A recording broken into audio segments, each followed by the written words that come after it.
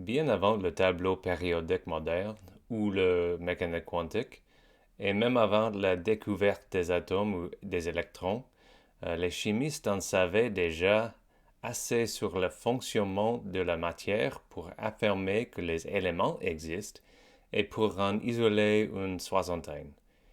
Ils connaissent leur masse, qu'elle soit gazeuse, liquide ou solide à différentes températures, et plus important encore, ils en savaient beaucoup au sujet de leur comportement chimique.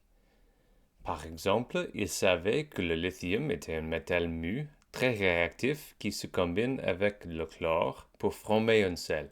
Le beryllium se liait fortement à l'oxygène ou à deux parts de chlore. Le bore se combinait à trois, le carbone se combinait à deux parties d'oxygène ou à quatre parts d'hydrogène, l'azote à trois, l'oxygène à deux et le fluor à une. Et ces deux éléments étaient suffisamment réactifs pour causer des incendies. Le prochain élément connu était le sodium, un métal mu très réactif qui se combine avec le chlore pour former un sel. Le magnésium se lie fortement à l'oxygène ou à deux parts de chlore. L'aluminium se combinait avec trois. Le silicium se combine avec deux parties d'oxygène ou quatre parts d'hydrogène. Le phosphore avec trois, le soufre avec deux et le chlore avec une. Et ces deux éléments sont suffisamment réactifs pour causer des incendies. Donc si vous croyez que je me répète, vous auriez pu être un chimiste du 19e siècle avec une prise de conscience controversée. Dans les années 1860, Alexandre Champ-Courtois en France et John Newlands en Angleterre ont tous les deux remarqué la répétition des propriétés chimiques, ou la périodicité, lorsque les éléments étaient organisés en fonction du poids. Aucune des deux n'était prise au sérieux, et le document de Newlands a été ridiculisé et rejeté par la Société royale. Plus tard dans la même décennie, les chimistes allemands Lothar Meyer, puis finalement Dmitri Mendeleïev ont produit leur propre tableau d'éléments classés en fonction du poids et en plaçant des sauts de ligne pour montrer leur comportement périodique. Mendeleïev est crédité parce que A. Son tableau a été publié sur une plus grande échelle et B. Il a fait des prédictions assez audacieuses qui se sont finalement réalisées. Il a également refusé l'existence des gaz nobles après leur découverte parce qu'il ne les avait pas prévus. Alors, on ne peut pas toujours gagner. C'est un résumé bien incomplet de cette histoire intéressante de la découverte et de la classification des éléments.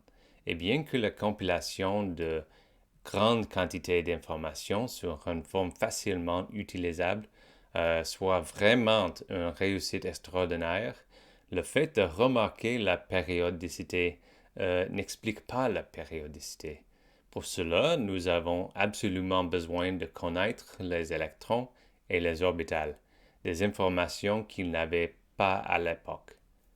Nous avons vu comment le noyau n'est qu'une infime partie de la taille de l'atome et comment les électrons ne sont stables autour du noyau que dans des orbitales, des espaces tridimensionnels, définis par quatre numéros quantiques.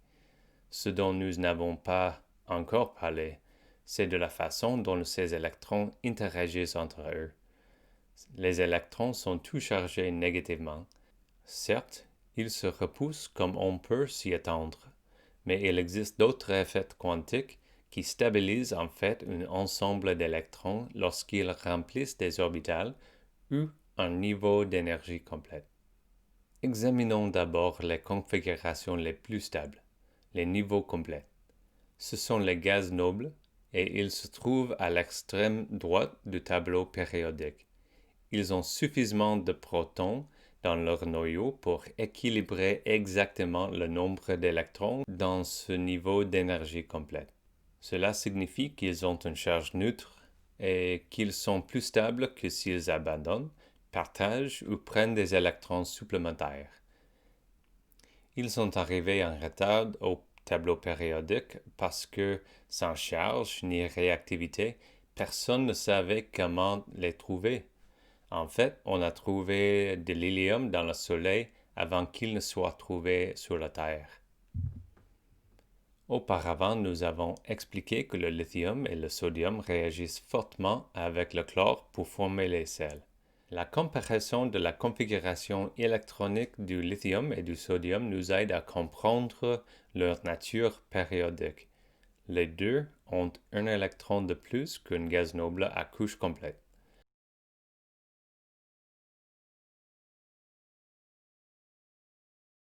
L'hélium plus 1 pour le lithium et le néon plus 1 pour le sodium. Ainsi, pour le lithium et le sodium, l'abandon d'un électron de valence se fait facilement et rapidement, ce qui est une autre façon de dire qu'il est très réactif.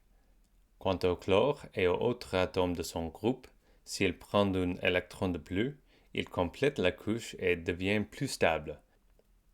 Et cela est également valable pour le fluor ou le brome. Alors, si le sodium devient plus stable lorsqu'il abandonne un électron, et le chlore devient plus stable lorsqu'il reçoit un électron supplémentaire, on peut voir pourquoi les deux éléments hautement réactifs peuvent se combiner pour former une sel de chlorure de sodium très stable. Nous pouvons maintenant utiliser le tableau périodique pour prévoir comment les éléments pourraient réagir. Si nous devions mélanger quelque chose dont nous n'avons pas parlé, comme le strontium avec du fluor, comment pourrait-il se combiner? Le strontium a 2 électrons de plus que sa couche complète la plus proche, le krypton, et le fluor n'a besoin que d'un seul électron pour compléter sa couche. Un seul strontium peut donc fournir suffisamment d'électrons pour 2 atomes de fluor, et nous nous retrouvons avec une sel de fluorure de strontium, le SrF2. Il peut également indiquer pourquoi certains éléments sont toxiques, comme l'arsenic, dont la chimie est suffisamment similaire à celle du phosphore pour prendre sa place et perturber d'importantes fonctions biologiques. De même, le radium peut déplacer le calcium et affaiblir les dents et les os, détruisant les tissus par la chimie et sa radioactivité. Enfin, j'ai mentionné dans notre dernière vidéo que la configuration des électrons explique en partie l'état liquide du mercure à température ambiante.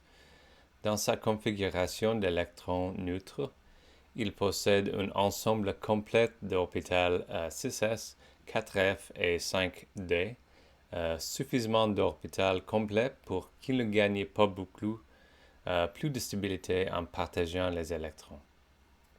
Cependant, si c'était le seul facteur important, son point de fusion serait d'environ 80 degrés Celsius, ce qui est faible pour un métal, mais toujours solide à température ambiante. Nous avons vu à quel point les atomes sont imperceptiblement petits, mais l'atome de mercure est suffisamment grand et l'attraction de ces 80 protons est suffisamment forte pour que ces électrons approchent la vitesse de la lumière et nous devons en fait tenir compte des effets relativistes. Une part de l'énergie des électrons est convertie en masse, ce qui rend ces électrons plus lourds.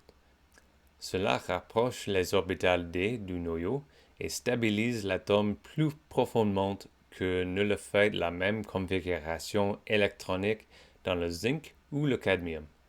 Cette stabilité accrue rend le mercure moins susceptible de partager des électrons et laisse le métal avec des liaisons si faibles qu'il fonde en un liquide d'atomes lâches à moins 39 degrés Celsius.